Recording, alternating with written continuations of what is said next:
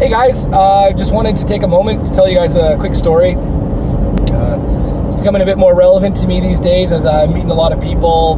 New team members are coming on board at Intrigue Media, and I think it just kind of illustrates a great point that everybody can kind of take away from the story. So here's how it goes.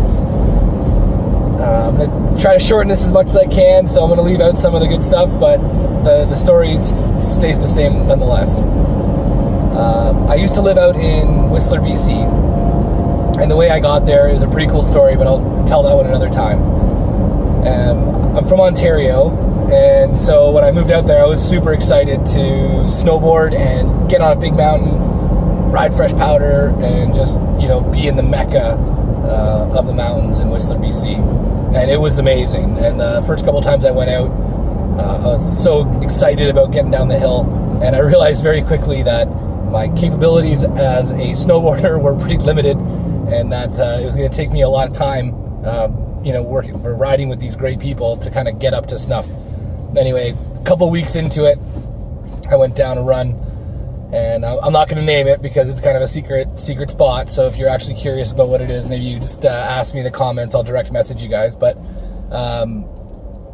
it was amazing because I went with like 4 other guys, and it was a tree run. It's off-piste, and we're cruising through like 3 feet of snow. It was unbelievable, super serene, super quiet, and you could always kind of keep everybody in your peripheral vision. You could kind of see as a pack as you're riding down, but then all of a sudden I just see kind of one after another these 4 other guys just kind of disappear, and they just kind of fell off what looked like the face of the earth. And I thought to myself, okay, what is this? What are you guys doing? So I, not totally confident in my ability to just fall off the face of the earth, I kind of crept up to this spot where I saw these people take off, and I looked down and I noticed that I was at the top of about a 40-foot cliff.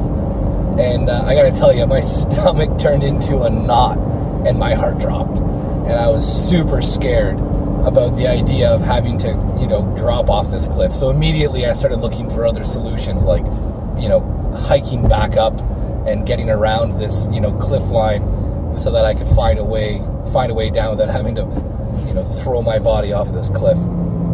And it was about 3 o'clock in the afternoon, and in the middle of the winter. It was January, and it was starting to get a little bit dark. Nothing crazy yet. It gets dark around 4:30 in January out there.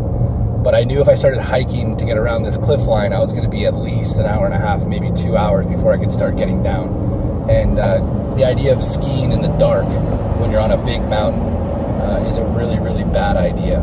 So it became pretty clear pretty quickly that I was going to have to jump off this cliff if I wanted to get down during, the light. And that anxiety, that ball of anxiety just started growing in my stomach. And I walked up, maybe 20 meters to try to give myself a bit of runway. And as I'm doing it, I'm starting to sweat profusely. My heart starts racing because I'm realizing that I have to make this jump, and the decision is clear. There is no way around. I have to go through this. And I strapped my board on, and I looked at where I needed to go, and I could hear faint voices from the bottom of the hill saying, "Come on, Rob, let's go, buddy." Lots of words of encouragement. But man, I was scared shitless. And then I had to bite the bullet, and I was sitting there for maybe 5 minutes, what seemed like an eternity, psyching myself up to have to do this jump. And finally I realized that I had no other choice. I had to go off this cliff. And I decided to jump up, point my board, and jump off this cliff. And it was the scariest thing I've done to date. But I landed in about 5-6 feet of powder.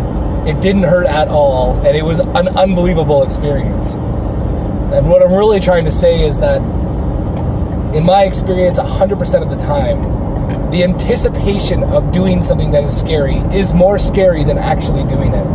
And we hear about it all the time with people having to give bad news to clients or having to do something they don't want to do, and they procrastinate, and this ball of anxiety grows because we're not willing to jump off the cliff. So guys, what are you afraid of right now? What cliff do you need to jump off of? And just remember that thinking about jumping off that cliff is where fear comes from. And it's always better than you think it's going to be. You just got to make the jump. I hope that helped you guys, and I really love to hear the stories about you guys jumping off cliffs. I wish you all the success. See ya.